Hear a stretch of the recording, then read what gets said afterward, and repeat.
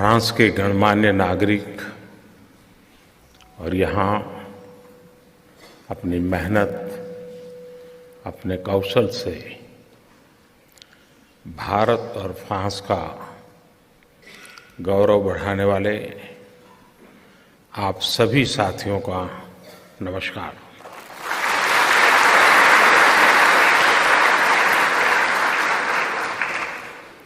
Bonjour, mes amis।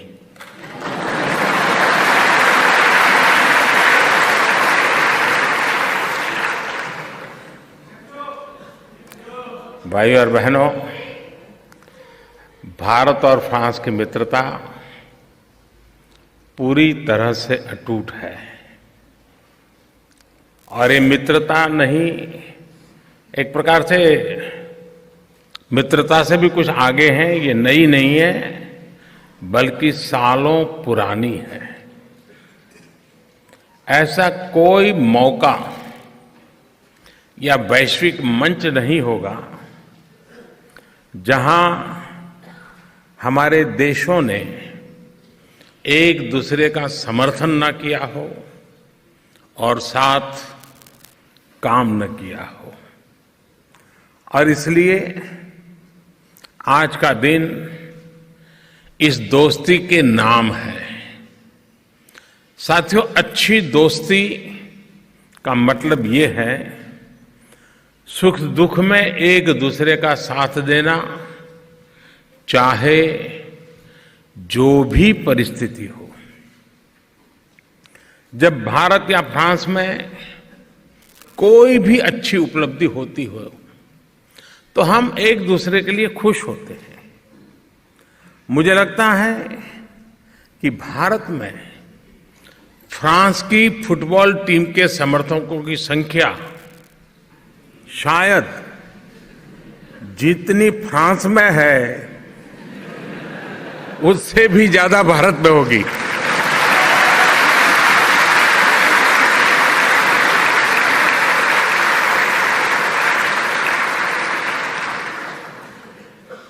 जब France ने football विश्व कप जीता था तो इसका जश्न भारत में भी बड़े जोर शोर से मनाया गया था।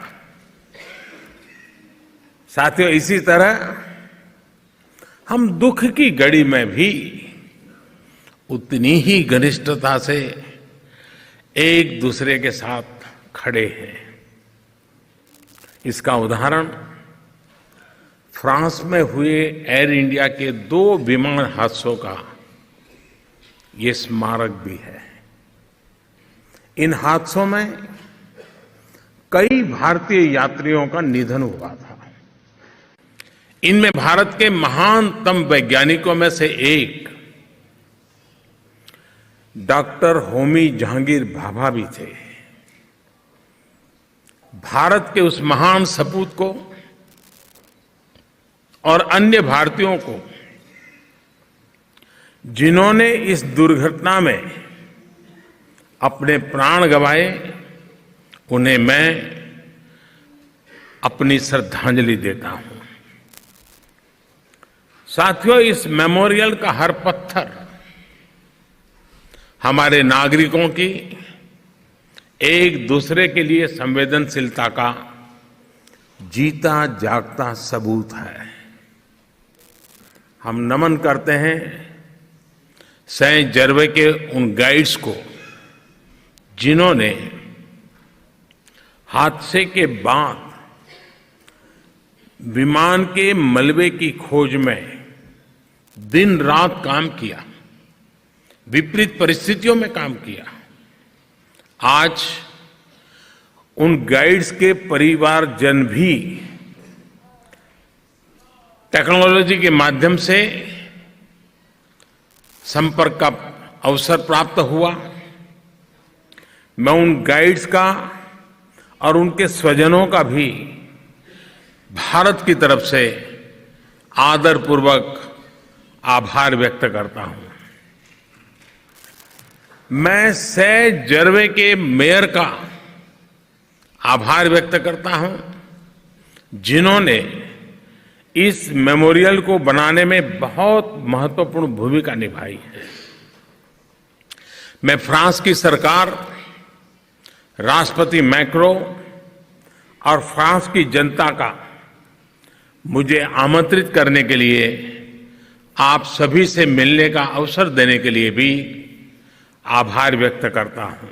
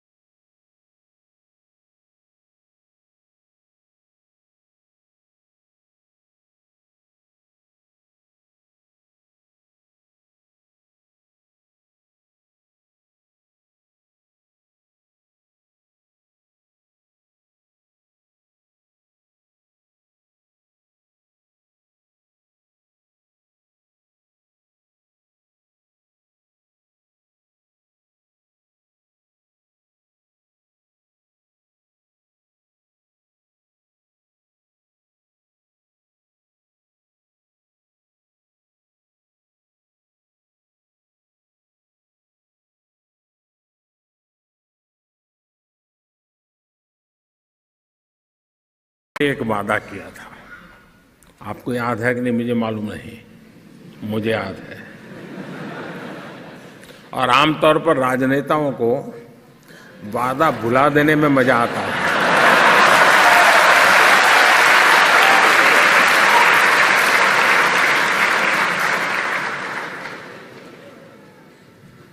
लेकिन मैं उस बिरादरी से नहीं हूं।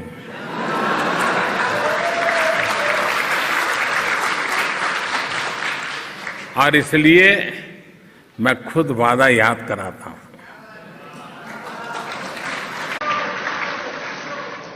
मैंने कहा था कि भारत आशाओं और आकांक्षाओं के नए सफर पर निकलने वाला है। और आज जब आपके बीच आया हूं तो नम्रता के साथ, बड़े विश्वास के साथ कह सकता हूं कि हम न सिर्फ उस सफर पर निकल पड़े, बल्कि 130 करोड़ भारतवासियों के सामूहिक प्रयासों से भारत तेज गति से विकास के रास्ते पर आगे बढ़ रहा है।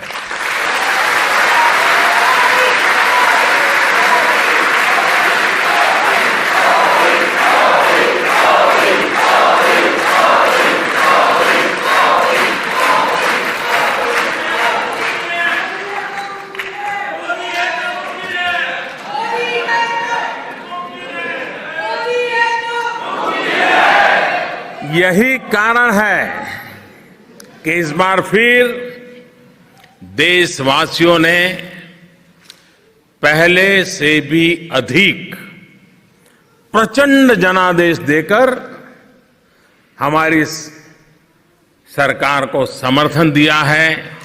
फिर एक बार हमें देश की सेवा करने का मौका दिया है।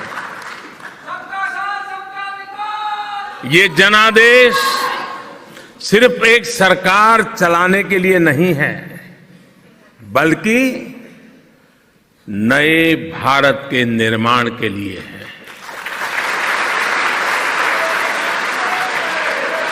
एक ऐसा नया भारत जिसकी समृद्ध सभ्यता और संस्कृति उस पर पूरे विश्व को गर्व हो।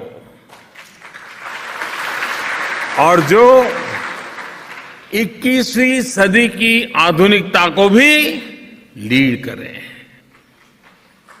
ऐसा नया भारत जिसका focus ease of doing business पर भी हो और जो ईज ऑफ लिविंग की भी सुनिश्चित करने के लिए हर कदम उठाएं। साथियों, भारत में पिछले 5 सालों में ढेर सारे सकारात्मक बदलाव हुए हैं। इन बदलावों के केंद्र में भारत की युवा शक्ति, भारत के गांव, गरीब, किसान, ये नारी शक्ति, ये उसके केंद्र बिंदु में रहे हैं। मैं फुटबॉल प्रेमियों के देश में आया हूं और जब फुटबॉल प्रेमियों के बीच में आया हूं तो आप भली भांति जानते हैं गोल का महत्व क्या होता है।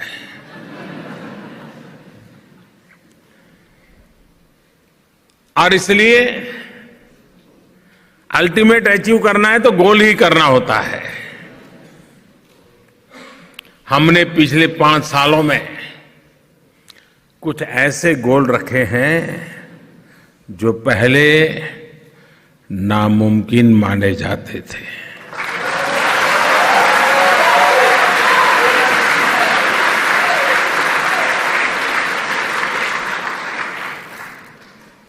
लेकिन टीम स्पिरिट की भावना से हमने उन लोगों को, उन लक्ष्यों को साकार करके दिखाया है। साथियों, पूरी दुनिया में एक तय समय में सबसे ज्यादा बैंक अकाउंट अगर किसी देश में खुले हैं तो वो भारत में खुले हैं। पूरी दुनिया की अगर आज सबसे बड़ी हेल्थ एश्योरेंस स्कीम किसी देश में चल रही है तो उस देश का नाम है।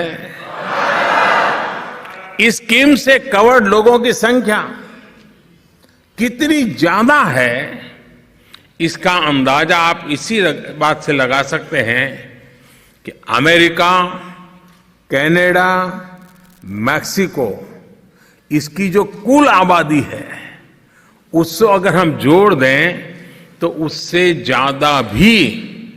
भी ज्यादा लोग भारत की इस योजना के लाभार्थी हैं।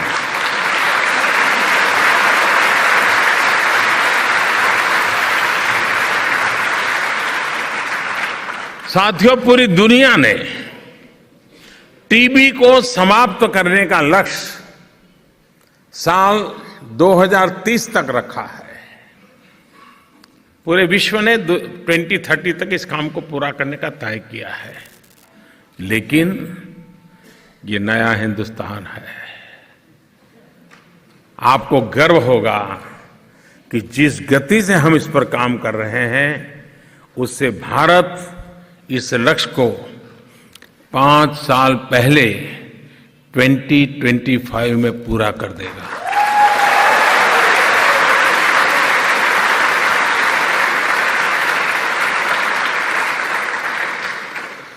इसी तरह COP21 में क्लाइमेट चेंज के जो लक्ष्य 2030 के लिए निर्धारित किए गए थे, उनमें से ज्यादातर लक्ष्यों को भारत अगले 1-1.5 वर्षों में प्राप्त कर लेगा।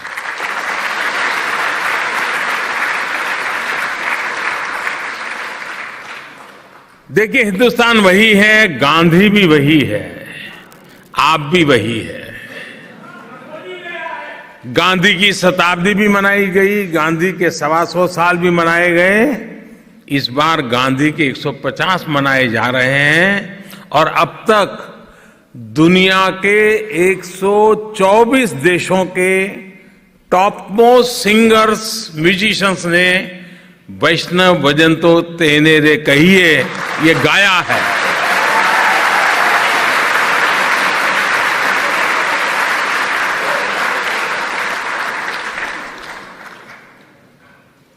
साथियों, आज कई स्टडीज आ रही हैं जिसमें कहा जा रहा है कि भारत अपनी गरीबी को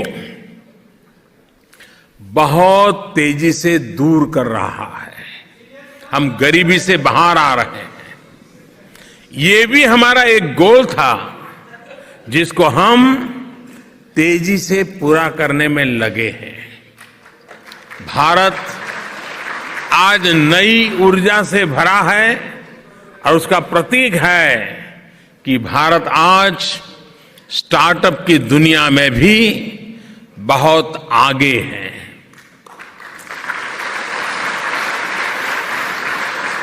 छोटे छोटे शहर के टैलेंटेड युवा एक से बढ़कर एक इनोवेशन कर रहे हैं। साथियों, ये भी सच है कि पिछले 5 सालों में हमने देश की अनेक कुरीतियों को रेड कार्ड भी दे दिया है।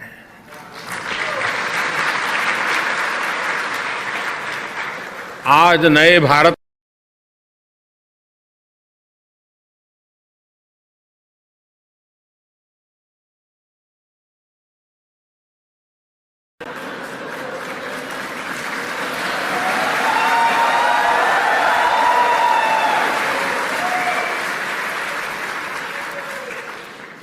आप चिंता मत कीजिए, आप तक आना नहीं पड़ेगा। हम वहीं जाते हैं जहां सही जगह होती है।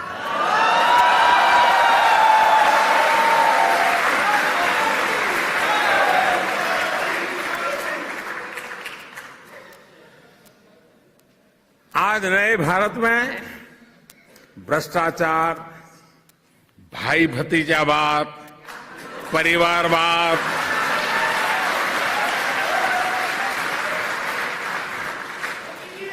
जनता के पैसे की लूट, आतंकवाद,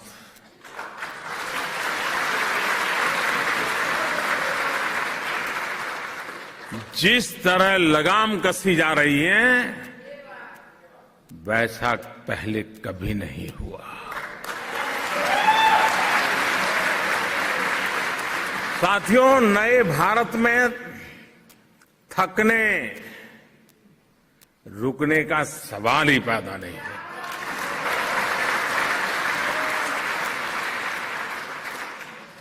नई सरकार को बने ज्यादा दिन नहीं हुए हैं, अभी सिर्फ 75 दिन हुए हैं। 100 दिन होना बाकी है। और ये दिन तो किस चीज के लिए होते हैं? सरकार बनने के बाद स्वागत सम्मान होते, फूल मालाएं होती हैं, जय जयकार चलता है। हम उस चक्कर में नहीं पड़े।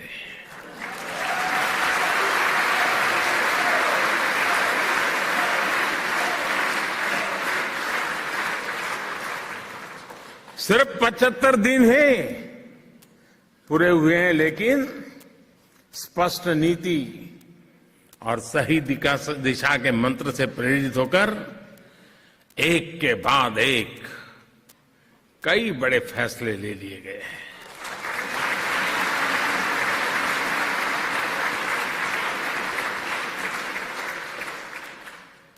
नई सरकार बनते ही जल शक्ति के लिए एक नए मंत्रालय को बनाया गया जो पानी से संबंधित सारे विषयों को होलिस्टिकली देखेगा।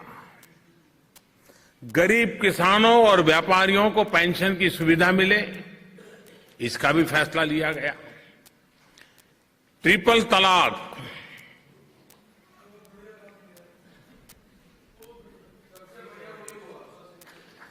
एक अमानवीय कृति,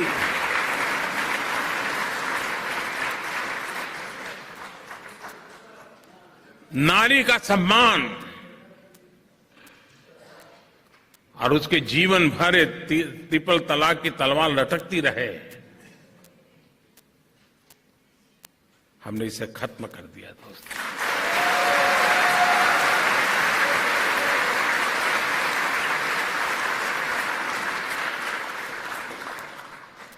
कोई माने या न माने, कोई लिखे या न लिखे, कोई बोले या न बोले, कोई बोल पाए या न बोल पाए, लेकिन इन करोड़ों बेटियों के आशीर्वाद आने वाली सदियों तक भारत का भला करने वाले हैं।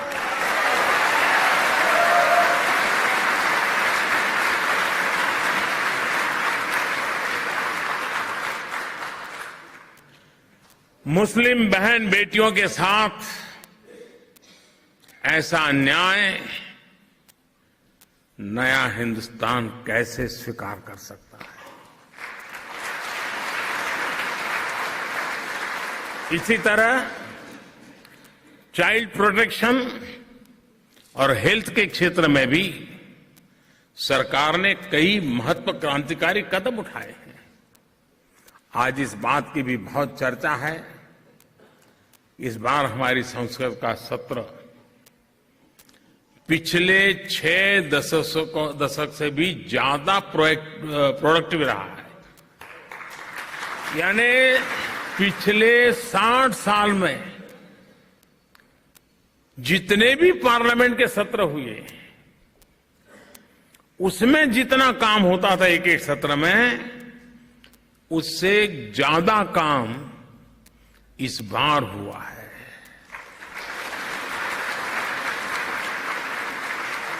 ये क्यों हुआ? क्यों हुआ?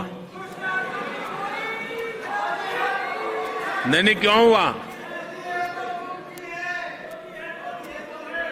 अरे मोदी है तो मुमकिन है, इसलिए नहीं हुआ है। ये इसलिए हुआ कि देश की जनता ने थप्पा लगाया।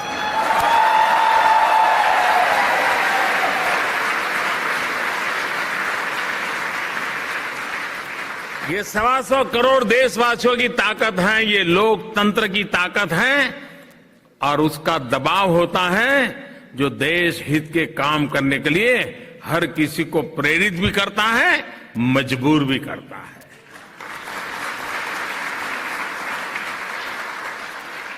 आप सभी जानते हैं कि 7 सितंबर को हम सभी का चंद्रयान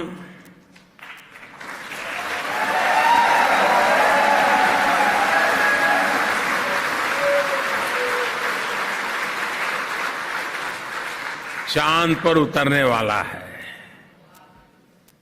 इस उपलब्धि के बाद चांद पर उतरने वाला भारत दुनिया का चौथा देश बन जाएगा।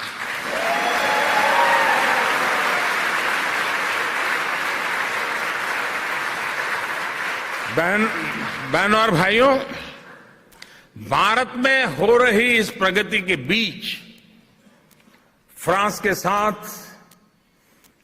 हमारे सदियों पुराने संबंध दिन प्रतिदिन मजबूत हुए हैं। एक दूसरे की आवश्यकताओं को ध्यान, एक दूसरे के प्रति संवेदनशीलता, एक दूसरे के प्रति विश्वास को लेकर हम आगे बढ़ रहे हैं। भारत और फ्रांस एक दूसरे के लिए लड़े भी हैं और जिए भी हैं।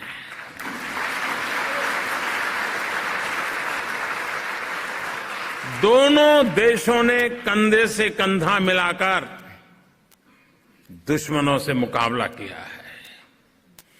यही वो धरती है जहां प्रथम विश्व युद्ध में 9,000 भारतीय सैनिकों ने फ्रांस के सैनिकों के साथ मानवता के पक्ष में लड़ते हुए अपने प्राणों की आहुति दे दी।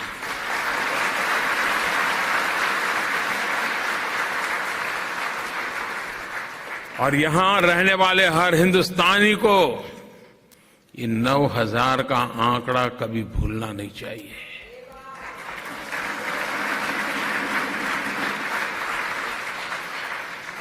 साथियों, हमने फासिज्म और एक्सट्रीमिज्म का मुकाबला भारत में ही नहीं बल्कि फ्रांस की धरती पर भी किया है।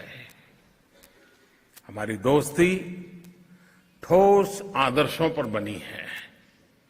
दोनों देशों के चरित्र का निर्माण लिबर्टी, इक्वलिटी और फ्रेटर्निटी के साझा मूल्यों से हुआ। आज अगर भारत और फ्रांस दुनिया के बड़े खतरों से लड़ने में नजदीकी सहयोग कर रहे हैं तो उसका कारण भी यह साझा मूल्य ही है। चाहे वह आतंकवाद हो या फिर क्लाइमेट चेंज, लोकतंत्र के मूल्यों को इन खतरों से बचाने की हमारी कलेक्टिव रिस्पांसिबिलिटी को हमने भली भांति स्वीकारा है। भारत और फ्रांस के संबंधों की दूसरी विशेषता ये है कि हम चुनौतियों का सामना सिर्फ बातों से नहीं, ठोस कार्रवाई से करते हैं। दुनिया में क्लाइमेट चेंज की बातें तो बहुत होती हैं, मगर उन पर एक्शन होता हुआ कम दिखता है। हमने और फ्रांस ने साथ मिलकर इंटरनेशनल सोलर अलायंस की पहल की। आज इसमें करीब दुनिया के 75 देश सक्रिय रूप से जुड़ चुके हैं और क्लाइमेट चेंज के, ग्लोबल वार्मिंग के खिलाफ ऐसा जमीन पर सही मायने में बदलाव ला रहा है। भाई और बहनों, आजकल हम 21वीं सदी के इंफ्रा की बात करते हैं। हर कोई नेक्स्ट जनरेशन इंफ्रा बोलता है, लेकिन यहां मेरा इंफ्रा का मतलब कुछ और है। यहां मैं जब आपके बीच आया हूं, फ्रांस की धरती पर आया हूं, तब मेरा इंफ्रा का मतलब है आईएन इंडिया के लिए, एफआरए फ्रांस के लिए,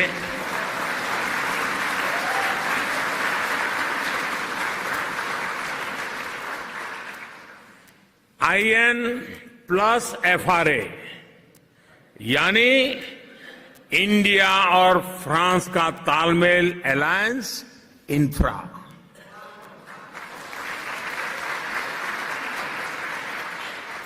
सोलर इंफ्रा से लेकर सोशल इंफ्रा तक, टेक्निकल इंफ्रा से लेकर स्पेस इंफ्रा तक, डिजिटल इंफ्रा से लेकर डिफेंस इंफ्रा तक, भारत और फ्रांस का अलायंस मजबूती से आगे बढ़ रहा है।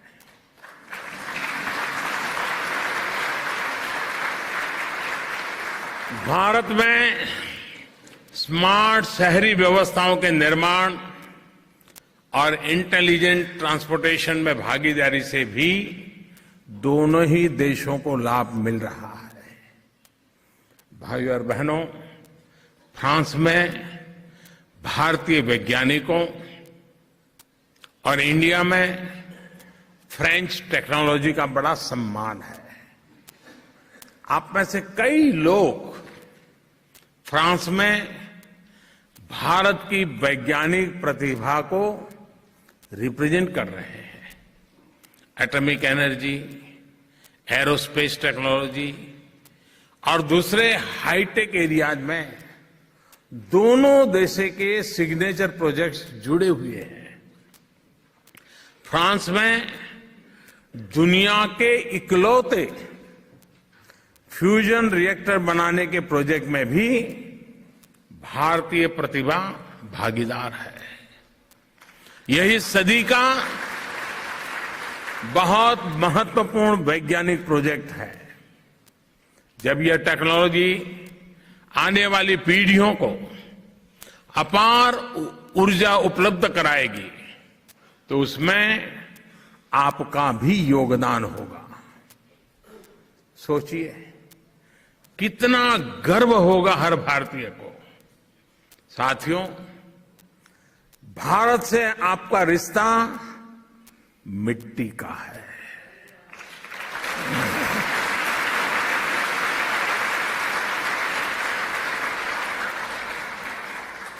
भारत से आपका रिश्ता मिट्टी का है, तो फ्रांस से मेहनत का नाता है।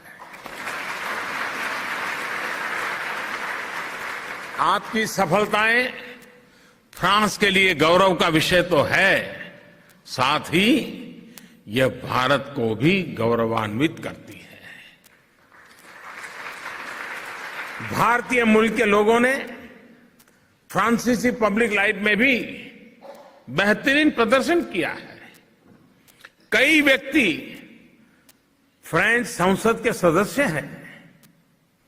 जब भारतीय प्रतिभाओं को फ्रांस के सम्मान प्राप्त होता है तो हमारा भी सर गर्व से ऊंचा हो जाता है। मुझे इस बात की भी खुशी है कि आपने फ्रांस के रिवाजों और कानूनों को अपनाने के साथ साथ अपनी विशिष्ट भारतीयता को सहज रखा है।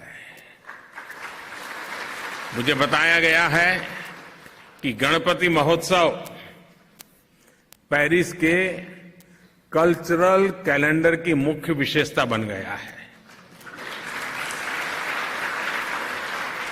गणेश चतुर्थी के दिन एक प्रकार से पेरिस मिनी इंडिया में बदल जाता है।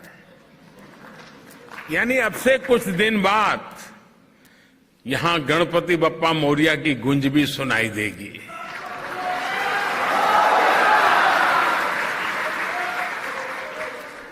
मेरी शुभकामनाएं आपके साथ है। और कल जन्माष्टमी का पवित्र पर्व भी है।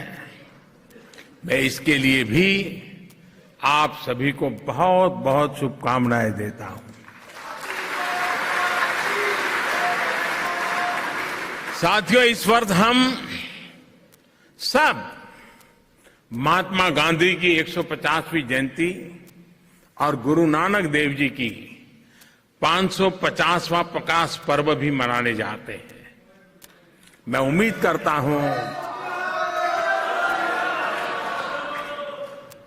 करता हूं कि आप में से कुछ लोगों ने गांधी क्विज में भी भाग लिया होगा। अगर रह गए हैं तो अभी भी मौका है। भाइयों और बहनों, देश के विकास के लिए आपका योगदान भारत के लिए बहुत बड़ी ताकत है। भारत और फ्रांस के रिश्तों की मजबूती के मूल में भी सिर्फ सरकारें नहीं हैं, बल्कि आप जैसे नागरिक हैं।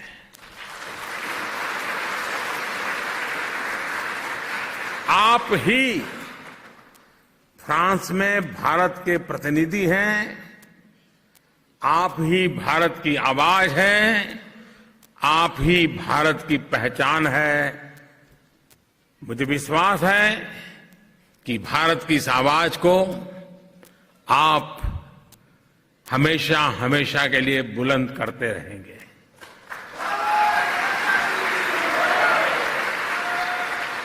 और मैं हमेशा हमेशा इसलिए कहता हूं कि अब हिंदुस्तान में टेम्पररी के लिए व्यवस्था नहीं है।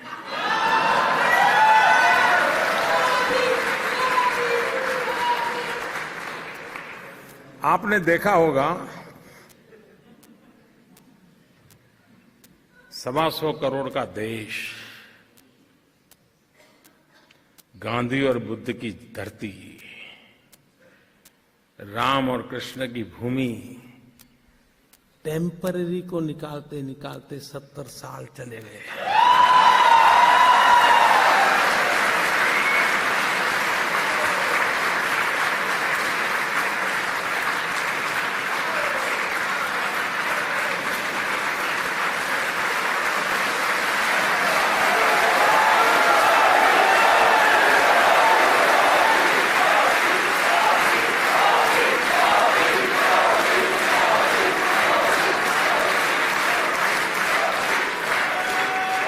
टेम्पररी को निकालने में 70 साल।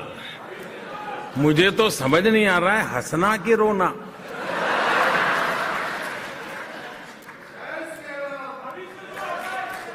खैर साथियों, रिफॉर्म, परफॉर्म, ट्रांसफॉर्म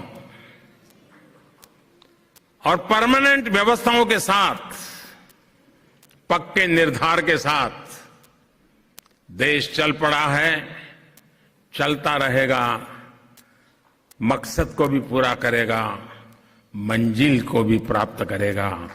इन सब विश्वास के साथ फिर से एक बार आप सभी का बहुत बहुत आभार, धन्यवाद। भारत माता की, भारत माता की, भारत माता की।